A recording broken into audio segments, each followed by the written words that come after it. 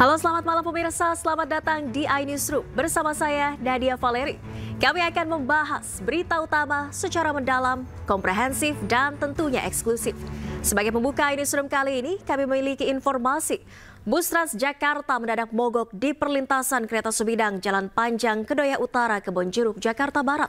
Akibatnya para penumpang panik berhamburan keluar dan memecahkan kaca untuk menyelamatkan diri.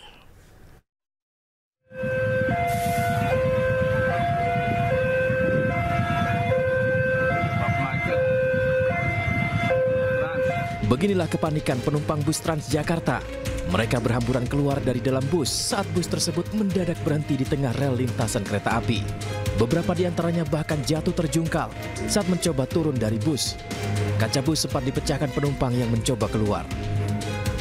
Peristiwa ini terjadi saat bus melaju dari arah Jalan Panjang menuju Jalan Daan Mogot, mogok di tengah perlintasan kereta sebidang. Di saat bersamaan, sirine palang pintu telah berbunyi sehingga membuat warga panik. Busway yang lewat di jalan rel kereta daerah Pesing, kan terus dia mogok di tengah-tengah jalan, di tengah-tengah rel lah maksudnya. Karena kereta udah mau nyampe, orang kan pada panik semua. Akhirnya kan pada loncat, yang nggak sabar, akhirnya mukul kaca busway itu maksudnya gitu. Dan terus tapi nggak ada korban sih kayaknya, cuma karena panik semua lah di situ lah karena.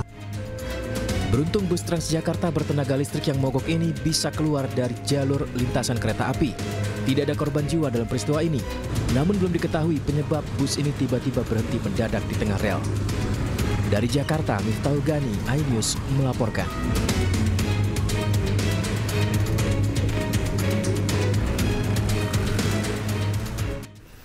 Pemirsa, seorang wanita di Lubuk Linggau, Sumatera Selatan tewas di lokasi kejadian usai mobil yang dikendarainya terlibat kecelakaan. Korban tewas dengan luka parah di kepala akibat tertimpa mobil yang dikendarainya. Mobil ini mati dulu mesin mobil ini. Kecelakaan di Simpang Priok. Video amatir menunjukkan detik-detik usai kecelakaan yang menewaskan seorang ibu rumah tangga di Lubuk Linggau. Warga berusaha mengevakuasi mobil yang terbalik dan menimpa pengemudinya. Warga beramai-ramai mendorong mobil yang terguling untuk berusaha menyelamatkan korban. Selanjutnya, korban dievakuasi oleh petugas kepolisian Polres Lubuk Linggau. Namun nyawa korban tidak tertolong karena alami luka berat di kepala. Polisi mengatakan kecelakaan bermula saat mobil melaju ke arah Jalan Sultan Mahmud Nadarudin II, kemudian berbalik arah menuju ke arah Terminal Simpang Priuk. Namun tiba-tiba mobil yang dikemudikan korban hilang kendali dan menabrak pembatas jalan hingga akhirnya mobil terbalik. Baru berputar berapa meter, tiba-tiba mobil oleng lalu menabrak pembatas taman jalan yang berada di tengah. Kemudian mobil berguling-guling ke kiri. Dengan kondisi pintu bagian kiri, pintu bagian kanan menghadap ke atas, ban dua menghadap ke atas.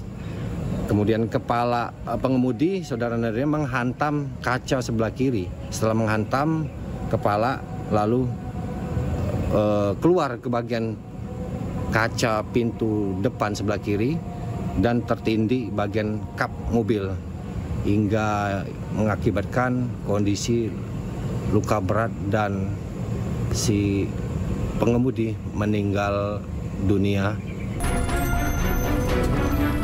Usai kejadian, mobil yang dikemudikan korban sudah diamankan ke Satlantas Polres Lubuk Linggau.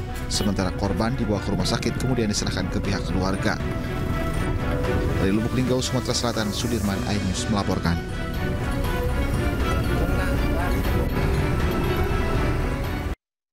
Pemirsa, Ditlantas Polda Jawa Barat dan Polresta Bogor Kota memastikan penyebab kecelakaan Mau Ciawi akibat kondisi truk tak layak dan beban muat overload. Jejak CCTV Tol Bocimi bahkan membuktikan truk melaju ngebut ugal-ugalan sebelum terjadinya kecelakaan.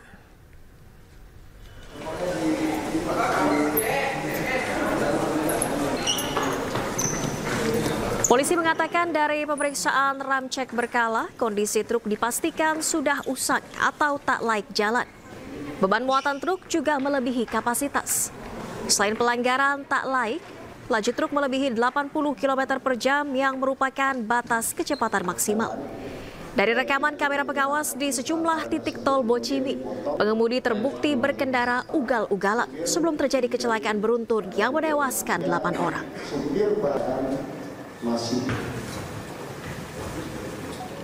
Fakta yang kita temukan di TKP bahwa sebelum terjadinya kecelakaan, supir mengemudikan kendaraan di sekitar 90 sampai 100 km per jam sebelum terjadinya kecelakaan.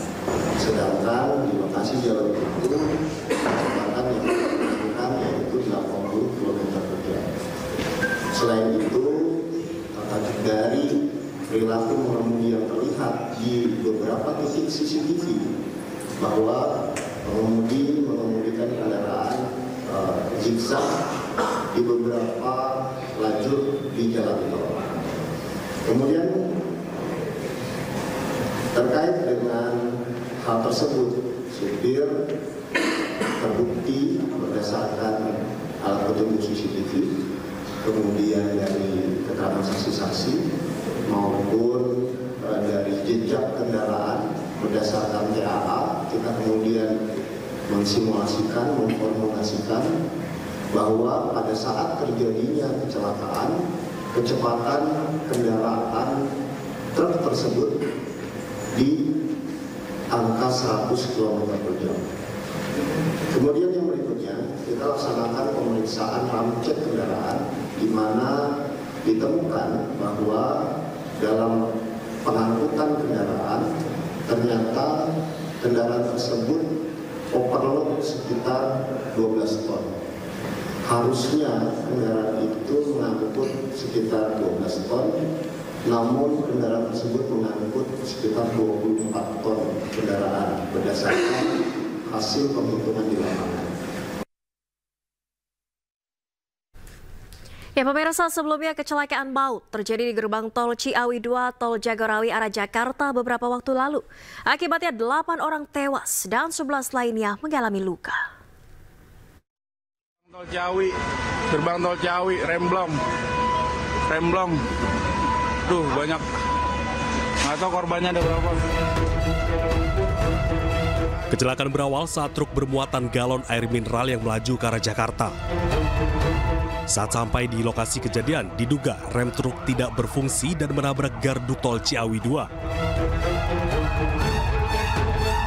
Tidak hanya menabrak gardu tol, truk galon ini juga menabrak sejumlah kendaraan yang sedang antre di gerbang tol. Akibatnya, 3 kendaraan terbakar, termasuk truk galon tersebut. Sementara 3 mobil lainnya ringsek.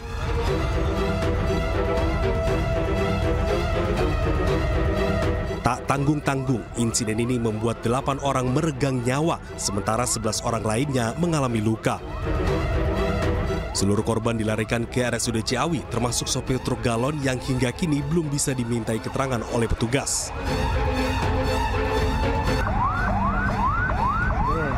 Akibat kecelakaan maut ini, 4 gardu tol Ciawi arah Jakarta sempat ditutup karena rusak akibat kecelakaan. Pengendara hanya bisa menggunakan 3 gerbang tol yang masih berfungsi, namun hal ini berakibat pada kemacetan panjang di jalur Ciawi arah Jakarta.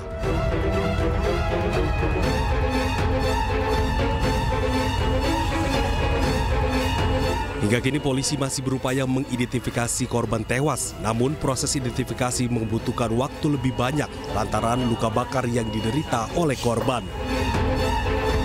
Meski demikian, hingga kini polisi telah berhasil mengidentifikasi 2 jenazah dari total 8 korban yang tewas akibat kecelakaan maut. Dari Ciawi, Jawa Barat, Tim Liputan iNews melaporkan. Kita ke informasi selanjutnya pemirsa, usai permohonan pra-peradilan ditolak, Komisi Pemberantasan Korupsi akan kembali memanggil Sekjen PDI Perjuangan Hasto Kristianto. Hasto akan kembali diperiksa sebagai tersangka dugaan suap dan perintangan penyidikan kasus Harun Masiku.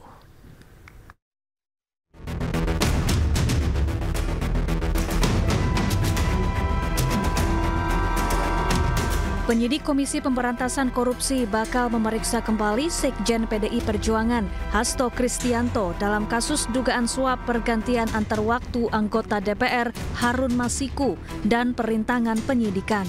Pemeriksaan dijadwalkan usai Pengadilan Negeri Jakarta Selatan menolak pra-peradilan Hasto dan menyatakan status tersangka Hasto sah. Sebagaimana rekan-rekan ketahui, saksi-saksi yang dipanggil kan rekan-rekan memantau ya, siapa saja, terutama terakhir pada saat saudara Hatta ini dipanggil, kalau nggak salah 2 minggu yang lalu ya, terakhir itu. Dan info yang kami dapatkan dari penyidik dalam waktu dekat ini akan dilakukan pemanggilan lagi kepada yang bersangkutan. Kapannya saya belum bisa buka. Itu di pekan depan, Mas? Atau kemungkinan besar? Sebelum puasa. Pekan depan. Namun tim hukum Hasto Magdir Ismail mengaku belum mendapat informasi terkait rencana pemeriksaan Hasto, sehingga belum dapat memastikan mengenai kehadiran Hasto dalam panggilan pemeriksaan KPK. Sebelumnya dalam sidang putusan, Pengadilan Negeri Jakarta Selatan menyatakan permohonan pra-peradilan Hasto tidak dapat diterima. Tim Liputan iNews melaporkan.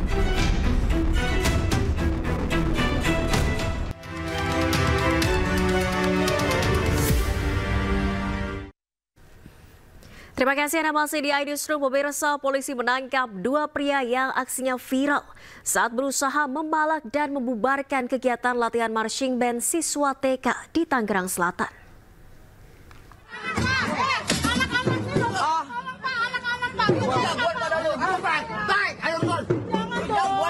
Viral di media sosial aksi premanisme 2 pria yang berusaha memalak dan membubarkan kegiatan latihan marching band siswa Taman Kanak-Kanak di kawasan Permata Pamulang, Tangerang Selatan.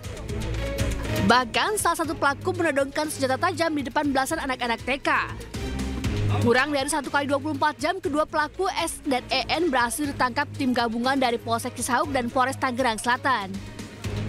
Keduanya ditangkap di 2 tempat persembunyian dan tidak melakukan perlawanan. Polisi juga menyita barang bukti sebilah pisau yang digunakan pelaku saat mengancam korbannya. Tempo kurang 24 jam kita sudah mengamankan pelaku, terduga pelaku ya. Ada berapa orang Bang? Ada 2 orang, berinisial S alias M dan N alias D. Pak, kedua pelaku ini diamankan tidak jauh dari lokasi kejadian atau gimana Pak? Benar tidak jauh dari lokasi kejadian, tapi ada di rumah orang tuanya ya. Kini kedua pelaku menjalani pemeriksaan intensif di Mapolsek Cisauk dan dijerat dengan pasal berlapis tentang pemalakan dan pengancaman dengan ancaman pidana 9 tahun penjara.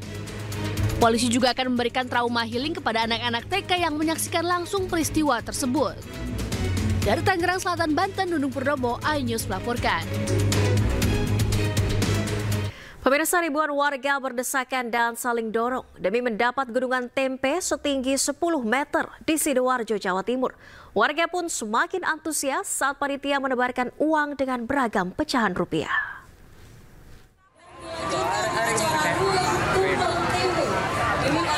Ribuan warga berdesakan di lapangan desa Sedengan Mijen, Sidoarjo, Jawa Timur, Minggu pagi. Mereka saling dorong dan berebut demi mendapatkan gunungan tempe setinggi 10 meter yang juga berisi aneka bahan pangan. Di antaranya sayur mayur, buah, dan ikan. Panitia juga menebarkan uang yang membuat warga semakin antusias berebut. Dapat tempe nggak? Enggak, habis. Sama-sama kan kasih luntar lempar juga tabang. Ini Ibu rebutan nggak masalah di tadi? Iya, rebut tadi. Tarik-tarik, baru didorong. Hebat lah, heboh. Tapi senang Bu ya? Iya, tapi senang. Walaupun sakit, tapi senang. Kegiatan ini rutin digelar setiap menjelang bulan Ramadan. Warga percaya gunungan yang didapat akan mendatangkan berkah. Dari Sidoarjo, Jawa Timur, Yoyok Agusta, iNews melaporkan. Kita ke informasi lainnya, pemirsa. Kunjungan Presiden ke-5 Republik Indonesia Megawati Soekarno Putri ke sejumlah negara berakhir di Uni Emirat Arab. Megawati memenuhi undangan putra mahkota Pangeran Sheikh Khalid bin Muhammad bin Zayed dan membahas sejumlah hal.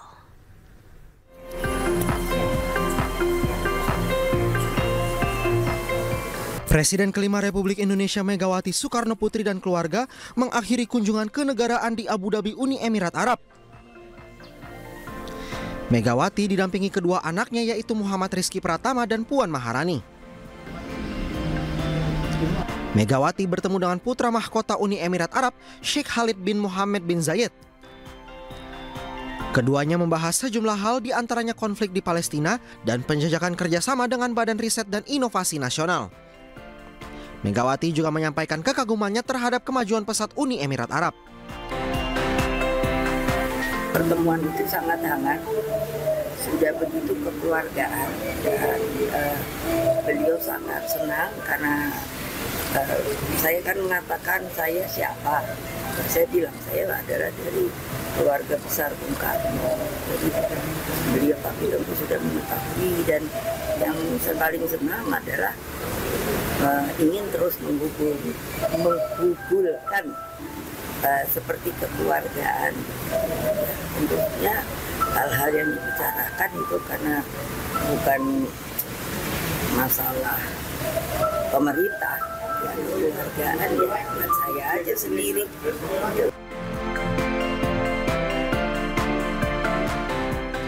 Di akhir kunjungan, Megawati mengundang Pangeran Abu Dhabi untuk berkunjung ke Bali. Sebelumnya, Megawati melakukan pertemuan dengan sejumlah tokoh dan pemimpin negara di Vatikan, Italia, dan Arab Saudi. Megawati Soekarno Putri hari ini mengakhiri lawatannya ke beberapa negara dan kembali ke tanah air dari Uni Emirat Arab. Dalam kesempatan yang sama, putrinya Puan Maharani menyampaikan bahwa pertemuan antara Megawati dan Prabowo akan segera dilakukan dalam waktu dekat. Dari Abu Dhabi, Uni Emirat Arab, Gede Satria, iNews melaporkan. Pemirsa, Presiden Prabowo Subianto dan Presiden ke-7 Republik Indonesia Joko Widodo saling memuji di acara HUT ke-17 Partai Gerindra. Jokowi bahkan menyebut Prabowo adalah presiden terkuat dan tidak ada yang berani kritik mantan Menhan tersebut. Terima kasih, terima kasih, terima kasih, terima kasih. Sorakan terima kasih untuk Presiden ke-7 Joko Widodo menggema di acara HUT ke-17 Partai Gerindra yang digelar di Sentul International Convention Center, Bogor, Jawa Barat. Semangat lagi! Dalam acara ini, Presiden Prabowo Subianto mengatakan bahwa keberhasilan dirinya karena telah didukung Joko Widodo. Dan saya katakan di sini, kita berhasil karena kita didukung oleh Presiden ke-7. Tepuk tangannya kurang semangat. Presiden ke-7 Joko Widodo mengatakan Presiden Prabowo Subianto adalah presiden dengan dukungan terkuat. Karena presiden terkuat, Jokowi menyebut tak ada yang berani kritik Prabowo Subianto. Saya boleh menyampaikan Presiden Prabowo ini adalah presiden dengan dukungan terkuat, baik dari rakyat maupun dari DPR. Coba cek seluruh presiden yang ada di dunia ini, sekarang ini nggak ada yang sekuat Bapak Prabowo Subianto. Yang jadi sasaran adalah Jokowi. Karena saking kuatnya Bapak Presiden Prabowo Subianto, dikit-dikit yang salah Jokowi, dikit-dikit yang salah Jokowi, dikit-dikit yang salah Jokowi. Coba sekali-sekali nyalain Pak Prabowo. Nggak berani. Terima kasih, terima kasih dari kami, kata Gerindra. Dalam acara ini, Presiden Prabowo Subianto memberikan hadiah sebuah keris kepada Jokowi. Keris bersabuk emas ini diberikan sebagai cindera mata. Tim Liputan iNews melaporkan.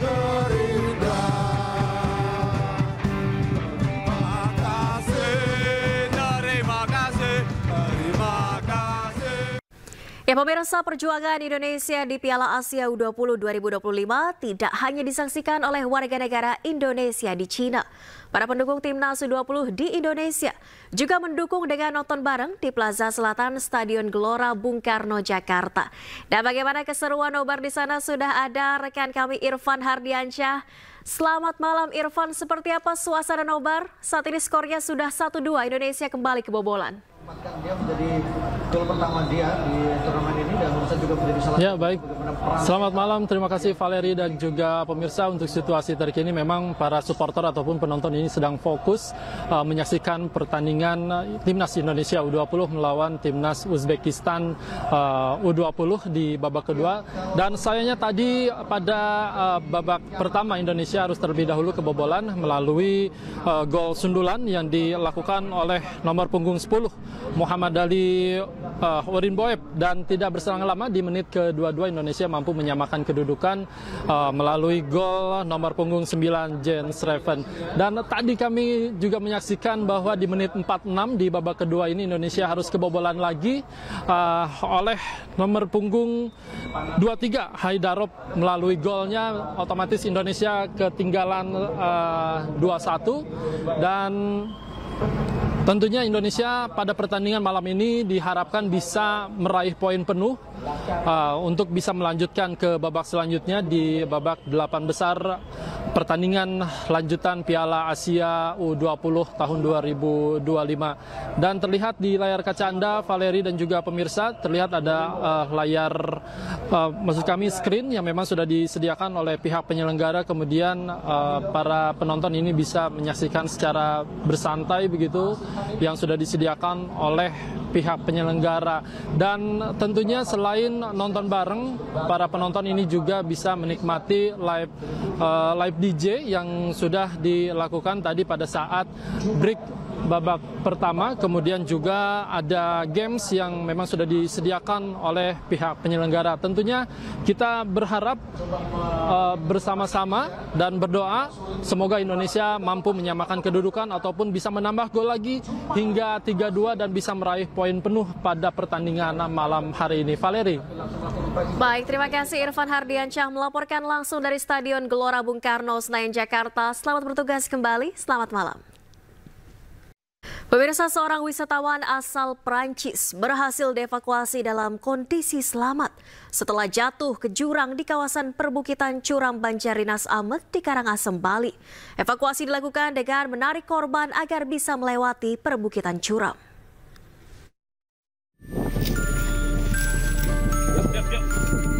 Sempat dilaporkan hilang pada Jumat petang, Da Ponte Almiro, 58 tahun, akhirnya ditemukan dan berhasil dievakuasi dalam kondisi selamat setelah jatuh ke jurang di kawasan perbukitan curam Banjardinas Amet, Desa Purwakirti, Kecamatan Abang, Karangasem, Bali. Sebelumnya, wisatawan asal Prancis ini berpamitan untuk berjalan-jalan di perbukitan dekat penginapannya, namun tidak kunjung kembali. Setelah menerima laporan, tim SAR gabungan segera melakukan pencarian. Korban berhasil ditemukan dalam keadaan selamat pada Sabtu pagi pukul 10:33 waktu Indonesia Tengah. Target terpleset kurang lebih 12 meter. Kemudian tim SAR gabungan melaksanakan evakuasi dengan menurunkan 1 orang rescuer dengan teknik lowering untuk menjangkau target di bawah. Kemudian target berhasil dievakuasi naik menggunakan teknik lifting sampai atas. Target dicek kondisinya masih stabil dan masih bisa untuk berjalan. Kita evakuasi, kita sampai bawah di parkiran Desa Amet. Setelah berhasil diangkat dari jurang, korban langsung diperiksa oleh petugas medis. Hasil pemeriksaan menyatakan ia dalam kondisi sehat tanpa cedera serius. Korban kemudian diantar kembali ke penginapannya untuk menemui keluarga. Dari Karangasem, Bali, Yunda Arista, iNews melaporkan.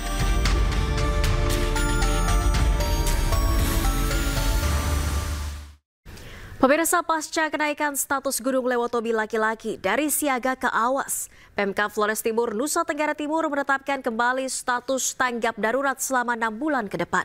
Warga pun diminta kembali ke posko pengungsian.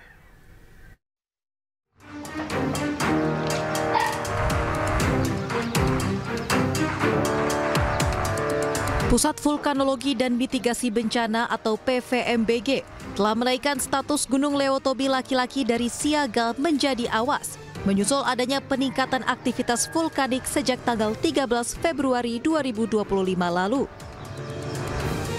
Dengan kondisi ini, Pemkab Flores Timur kembali menetapkan status tanggap darurat setelah sebelumnya status tanggap darurat ini dicabut pada 31 Desember 2024. Masa tanggap darurat ini akan berlaku selama 6 bulan atau hingga bulan Agustus mendatang. Tidak, pengungsi itu butuh jamban kamar WC itu kurang. MCK ya. Yang kedua air. Yang kedua air. Makan minum ya cukup juga. Cukup. Hanya kurang itu. Pasca kenaikan status ini, warga di 5 desa yang berada di radius bahaya atau 7 km dari Gudung diminta untuk kembali ke posko pengungsian. Pasalnya, selama ini para warga sudah kembali ke rumah masing-masing. Di masa tanggap darurat ini, ya kita harus waspada, ya, dan kita harus berada di lapangan. Kita menghimbau para camat untuk selalu menghimbau para kepala desa dan semua sumber daya yang ada, ya kita gunakan dalam rangka penanganan ya pengungsi pada saat tanggap darurat. Hingga saat ini sekitar 5.000 pengungsi yang bertahan di posko pengungsian menunggu pemerintah membangun hunian sementara dan hunian tetap. Dari Flores Timur, Joni Nura, iNews melaporkan. Kita ke informasi lainnya, pemirsa. Pura-pura menjadi polisi. Seorang pemuda di Magelang, Jawa Tengah membawa kabur 11 unit ponsel milik para pelajar. Modusnya pelaku mendatangi para pelajar dan menuduh para pelajar melakukan tawuran.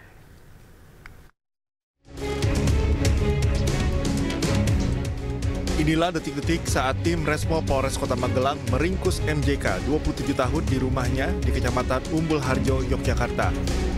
Pelaku diringkus lantaran mengaku dan berpura-pura menjadi anggota polisi dan membawa kabur 11 ponsel milik pelajar di Kota Magelang. Modusnya, pelaku yang berpura-pura menjadi polisi mendatangi para pelajar yang sedang nongkrong.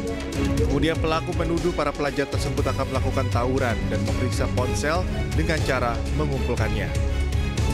Setelah ponsel terkumpul, pelaku pun meminta para pelajar untuk menunggu lantaran akan ada mobil patroli yang menjemput. Selanjutnya, pelaku pun melarikan diri. Spontan. Buat nakut-nakuti apa gimana? Cuman biar lebih gampang dapatin HP. Pada saat itu, pelaku menyampaikan bahwa pelaku adalah seorang anggota Polri yang sedang bertugas. Ya. Kemudian pelaku ini menyampaikan kepada anak bahwa kalian sedang tawuran. Maka dari itu dikumpulkan semua HP dan disimpan. Pelaku sudah 3 kali melakukan aksi ini dengan modus yang sama. Ponsel para pelajar selanjutnya dijual melalui media sosial. Atas perbuatannya, pelaku terancam kurungan 4 tahun penjara. Dari Magelang, Jawa Tengah, Puji Hartono, iNews melaporkan.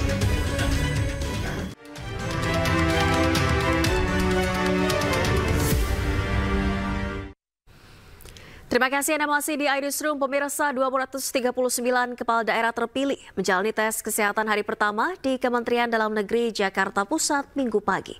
Pemeriksaan meliputi pengukuran tekanan darah, kolesterol, dan asam urat menjelang pelantikan serentak 20 Februari mendatang.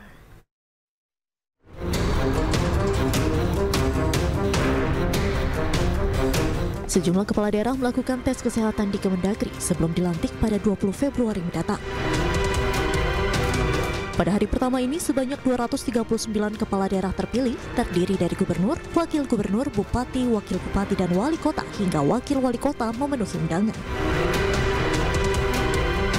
Di hari pertama ini, sejumlah kepala daerah yang menjalani pemeriksaan kesehatan, diantaranya Bobi Nasution, gubernur terpilih Sumatera Utara, dan Ahmad Lutfi, gubernur terpilih Jawa Tengah.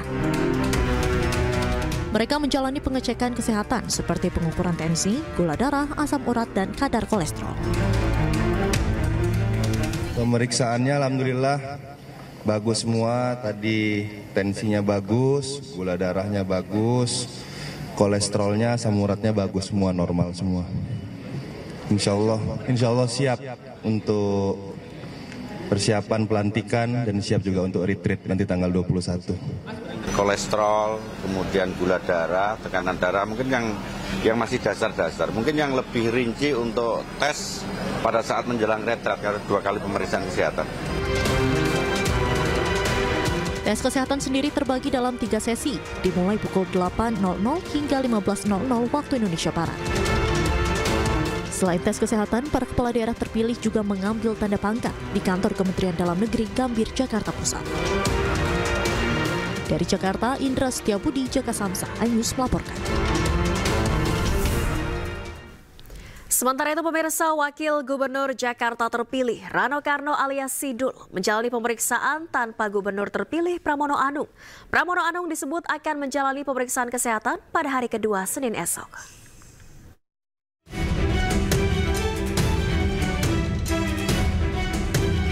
Wakil Gubernur Jakarta terpilih Rano Karno alias Sidul menjalani rangkaian pemeriksaan kesehatan jelang pelantikan kepala daerah terpilih di Gedung Kementerian Dalam Negeri Jakarta Pusat.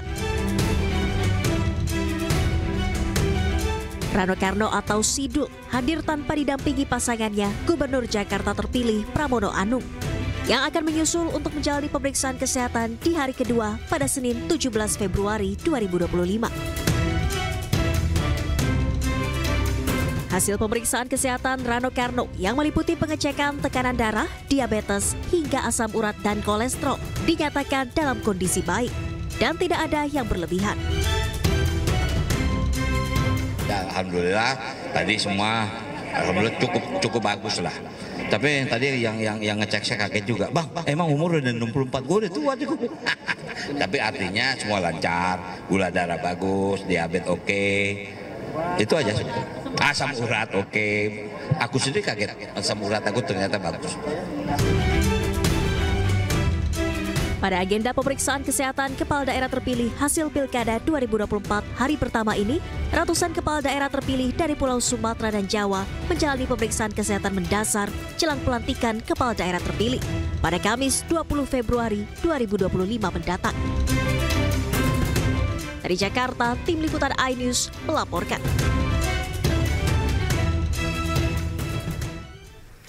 Pemirsa, Presiden Prabowo Subianto akan menggelar retreat untuk seluruh kepala daerah terpilih. Acara ini bertujuan untuk mengakrabkan diri antara para kepala daerah. Dan pemirsa, informasi yang akan hadir ini sekaligus menutup kebersamaan kita di iNewsroom hari ini. Jangan lupa cuplikan tayangan berita iNews dapat Anda saksikan di kanal YouTube @official iNews. Sesaat lagi rekan saya Syafati Suryo akan menemani Anda dalam program iNews Malam. Saya Nadia Valeri beserta kerabat kerja undur diri. Terima kasih, selamat malam dan sampai jumpa.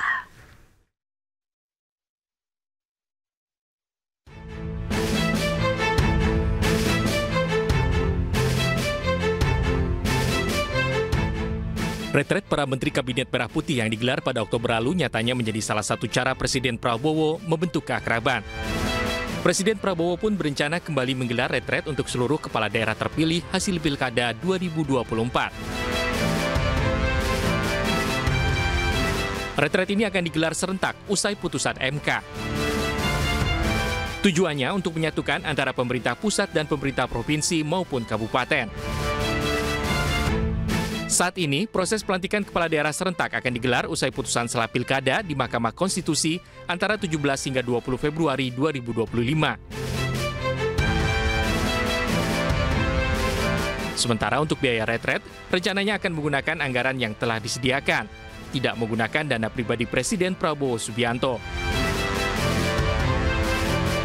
Rencananya retret akan digelar di Akademi Militer Magelang. Retret kali ini menjadi momen penting untuk sinkronisasi antara pemerintah pusat dan pemerintah daerah. Dan juga keinginan Bapak Presiden ya bahwa seluruh kepala daerah juga akan dikumpulkan seperti dulu para menteri dan kepala badan wakil menteri.